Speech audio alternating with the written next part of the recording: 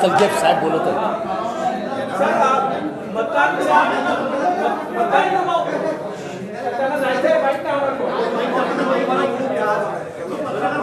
चला चला मला साहेब बोलवत आहेत यार. सुरूच आहे तुमचा मतांच्या चोरीबाबत शरद पवार साहेब आता बोलले की 2 व्यक्ती माझ्याकडे आले होते. तर नेमकं म्हणायचं काय होतं, काय सांगतो?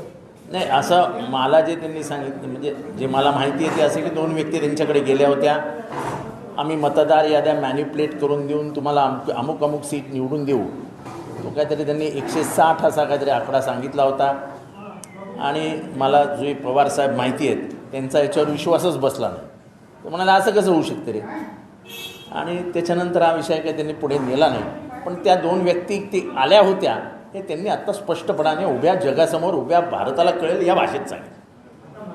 म्हणजे मतदार याद्यांमध्ये धांदली करण्यासाठी यंत्रणा कार्यरत होती आणि ती पार पवारसाहेबांपर्यंत पोचली होती हे स्पष्ट पवारसाहेबांनीच तुम्हाला सांगितलं.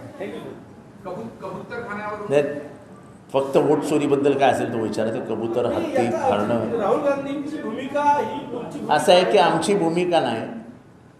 मी नोव्हेंबरच्या आखरी 2024 म्हणजे नोव्हेंबर 30 किंवा निवडणूक झाल्या महाराष्ट्रात वाढलेले 76% म्हणजे 76 लाख मतं, शेवटच्या मिनिटांमध्ये झालेले 15% वाढ आणि निवडणूक आयोगाची एकंदर भूमिका ह्याच्यावरती सातत्याने नोव्हेंबर 24पासून बोलतोय. तुम्ही फक्त उडवाउडवीची उत्तरं दिली. इलेक्शन कमिशन ऑफ इंडियाला विचारलेल्या प्रश्नाचं उत्तर एकही इलेक्शन कमिशन ऑफ इंडियाने दिलेलं नाही. आणि त्याच्यावरती जाऊन माझी भूमिका आहे की महाराष्ट्रामध्ये जे पक्षांतर झालं ते पक्षांतरामध्ये दोषी असलेल्यांना वाचवण्याचं काम देखील इलेक्शन कमिशननी संविधान पायदळी तुडवत केलं. पक्षांतर्गत कायदा एवढा मजबूत असताना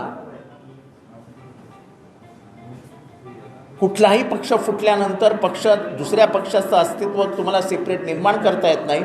तुम्हाला संबंधित सक्तीचे आमदार म्हणजे संख्येचे आमदार कायद्याच्या कक्षेत जर बसत असतील तर त्यांना पक्षात विलीन करा अशी भूमिका असताना सेपरेट पक्षाचं अस्तित्व मान्य केलं. अरे ज्या बापाने पोराला जन्म दिला त्या बापाच्या हातातनं पोरगा काढून देऊन तुम्ही दुसऱ्याच्या मांडीवर बसवलं. हे इलेक्शन कमिशननी काम केलं. आणि मी कालच सांगितलं या कटाला सुरुवात कधी झाली तर सर्वोच्च न्यायालयाने एक निर्णय दिला होता. त्या निर्णयामध्ये त्यांनी सांगितलेलं निवडणूक आयोगाची स्थापना करताना जी सिलेक्शन कमिटी असेल जे निवडणूक आयोग अध्यक्ष म्हणजे निवडणूक आयुक्त असेल त्या आयुक्ताची निवड करताना मुख्य निवडणूक आयुक्त, पंतप्रधान, एक मंत्री आणि विरोधी पक्षनेता ह्यांची कमिटी असावी. ह्यांनी लोकसभेत तो कायदा नेला आणि त्याच्यातनं मुख्य न्यायाधीशांना बाहेर काढलं. मुख्य न्यायाधीश असते तर ती निपक्षपातीपणाने काम करून चांगला निवडणूक आयुक्त आला असता. यांनी त्यांना बाहेर काढलं आणि एक कॅबिनेट मिनिस्टर आतमध्ये आणला. म्हणजे 2 BJPचे लोक आणि विरोधी पक्षनेता 2:1 वरती त्यांनी आपले निर्णय घेण्याचा निर्णय घेतला. आणि त्याच्यातनं राजीव पहिले एक इलेक्शन कमिशन झाले. आणि तुमच्या लक्षात येईल की महाराष्ट्राची प्रक्रिया असो हे सगळे निवडणूक घोटाळे असो हे सगळे राजीव यांच्या काळात झाले ज्यांची नेमणूक ही सर्वोच्च न्यायालयाचा निर्णय बदलून घेण्यात आली. म्हणजे ह्या कटाची सुरुवात ही तेव्हा सुरू झाली जेव्हा सर्वोच्च न्यायालयाचे निर्णय बदलण्यात आले.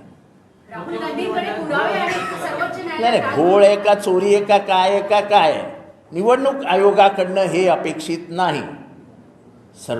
ह्या देशाचं संविधान बनवताना महामानव डॉक्टर बाबासाहेब आंबेडकरांनी निवडणूक आयोगाला स्वायत्त भूमिका दिलेली आहे. स्वायत्त भूमिका ह्याच्यासाठी आहे, ऑटोनॉमस भूमिका ह्याच्यासाठी आहे की या देशामध्ये 5 वर्षानंतर येणारी निवडणूक ही लोकशाहीला ताकद देत असते, ताकदवान बनवत असते. तुमच्या ज्या मनातले विचार मतात रूपांतरित होत असतात त्याचं अस्तित्व दिसत असतं. ते अस्तित्व नष्ट करण्याचं जर काम होत असेल तर तुम्ही डॉक्टर बाबासाहेब आंबेडकरांचं संविधानच उद्ध्वस्त करताय. तो घोळ आहे का घोटाळा आहे का चोरी आहे याच्याशी मला काही घेणं देणं नाही.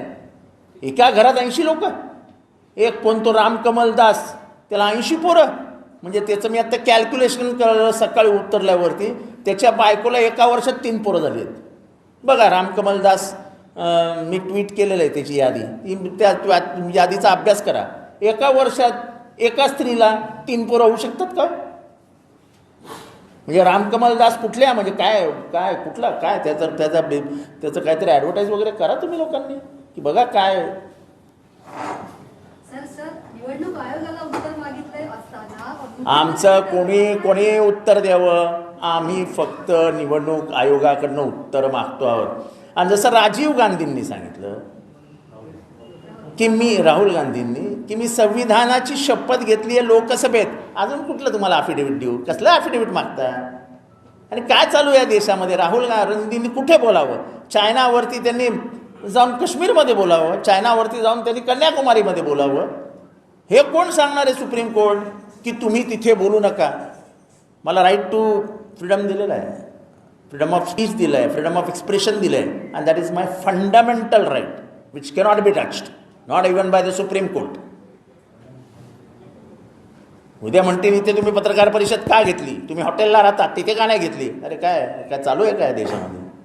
आवडसाहेब मत चोरीचे पुरावे आहे, मग सर्वोच्च न्यायालयात दाद का नाही. नाही, मग आमचं तेच म्हणणं आहे की ह्या जर म्हणजे आता साहेबांनी बोलल्यानंतर खरं मी बोलणं योग्य नाही, पण एका पक्षाची जर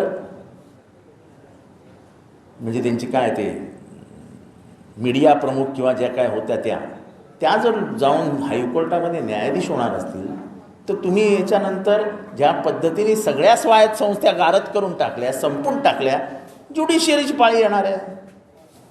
म्हणजे या देशाची लोकशाही संपवण्याचं काम स्वायत्त संस्था उद्ध्वस्त करून करण्याच्या प्रक्रियेला सुरुवात झाली आहे. आणि याच्यावर बोलायला लागेल. ते फार प्रगल्भ आणि मोठे नेते आहेत, पण आम्हाला जे दिसतं आहे की पुढची 20 वर्षामध्ये भारताची लोकशाही संपलेली असेल. भारतीय लोकशाहीला धोका निर्माण झाला आहे. निवडणूक आयोगाची इंटिग्रिटी आणि निवडणूक आयोग कॉम्प्रमाइज्ड आहे. आणि महाराष्ट्राच्या इलेक्शनमध्ये सर्वात जास्त घोटाळे झालेत. चिखली मतदारसंघ विदर्भात आहे. जाऊन भेटा राहुल बोंद्रेला.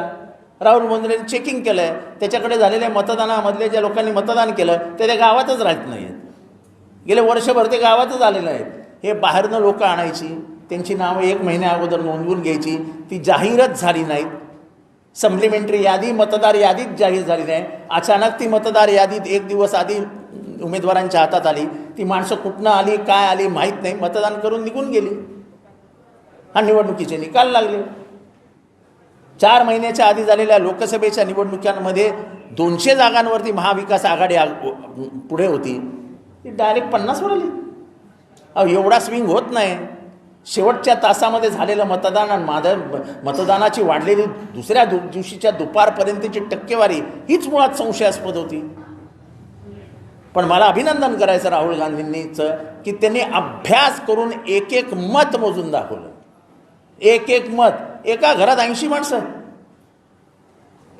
झोपणार कसे, कोणावर झोपणार. शेवटचं टार्गेट संविधान संपवायचं हेच आहे का? म्हणजे जिथे तुम्ही संविधान का बदलू नये अशी सभा घेता, पुण्यामध्ये सभा झाली, संविधान का बदलू नये.